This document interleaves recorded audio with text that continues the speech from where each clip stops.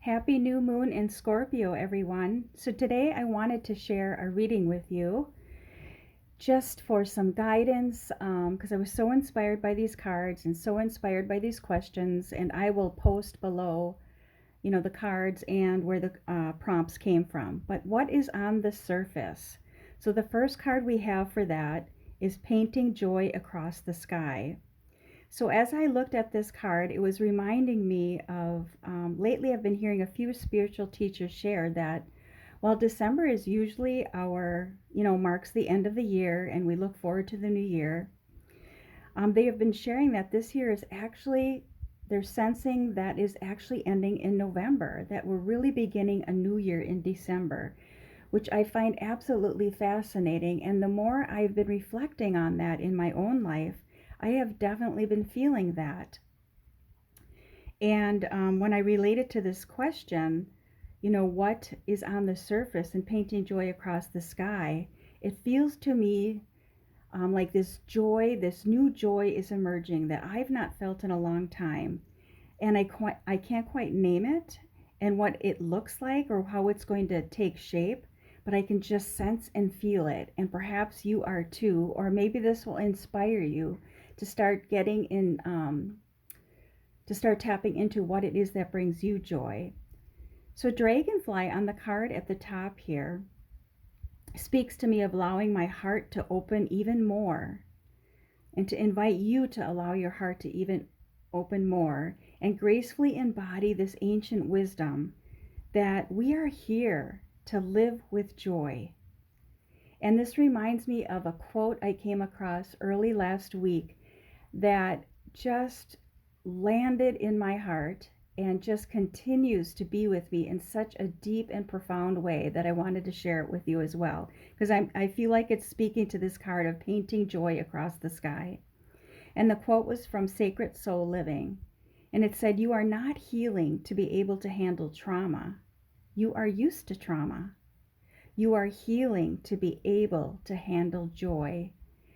And if you really think about that, think how our trauma just pulls us back and feels heavy, where in reality we are here to experience joy. So the next prompt is, what is beneath the surface? And the card pulled was all the magic everywhere. And I just love, it looks like a dragonfly type elephant with wings on its feet, and it's skating through the magical universe with this sweet little fish in its arms. And what I got from that was, as more of us come into a state of remembering who we truly are at our core, this is what is so close to the surface right now. And that when we live from a space of joy, the magic of the world is indeed everywhere. We know this because we experience more synchronistic moments. Maybe we see the world in a new and brighter light than we've seen before.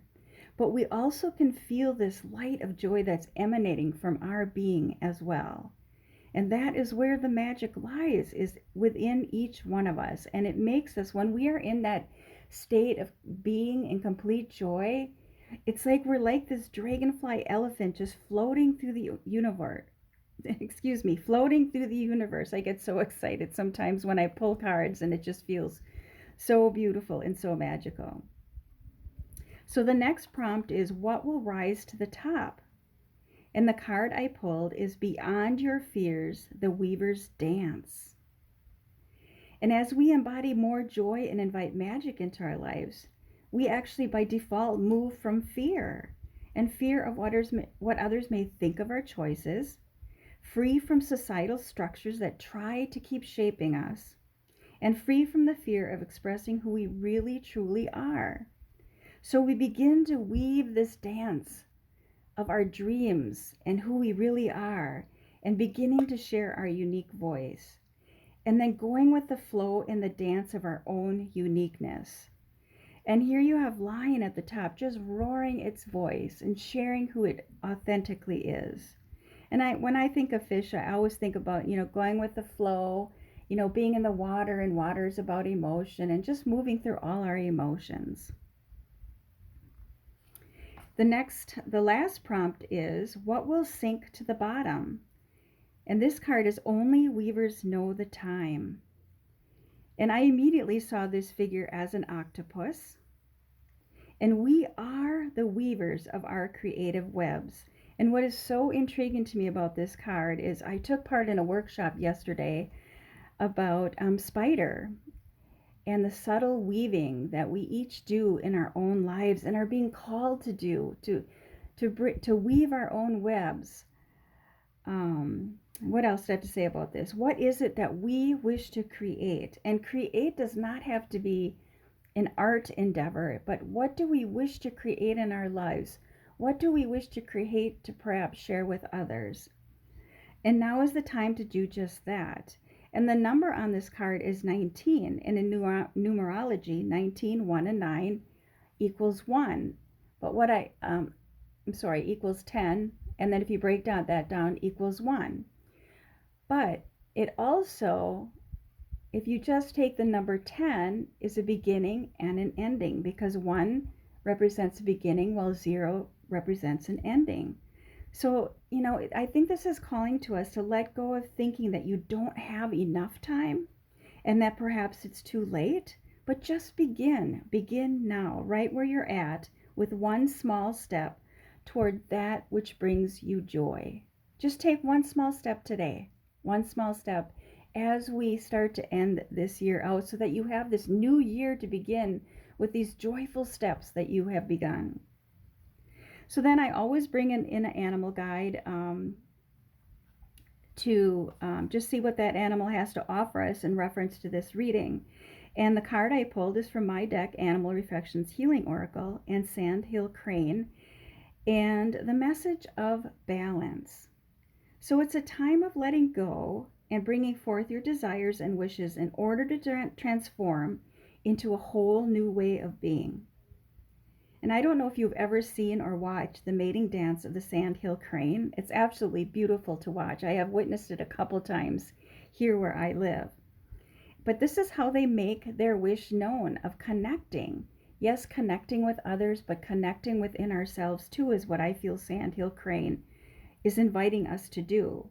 So how do you wish to connect with the dance of joy that is within you waiting to emerge? And as you connect with that joy, we have butterfly balancing so beautifully on the sandhill crane's beak. This is about transformation. As you begin to dance your dance, you are transformed into this whole new way of being, and in reality of who you truly, really are at your authentic core. And then I also brought in an aspect of the grandmother medicine, which was octopus. And the word on here is legacy. What will you bequeath? No sacrifice made in vain, if love gives it birth. And as I looked at this card, I heard it as each person on this planet matters. Each song of joy we express matters.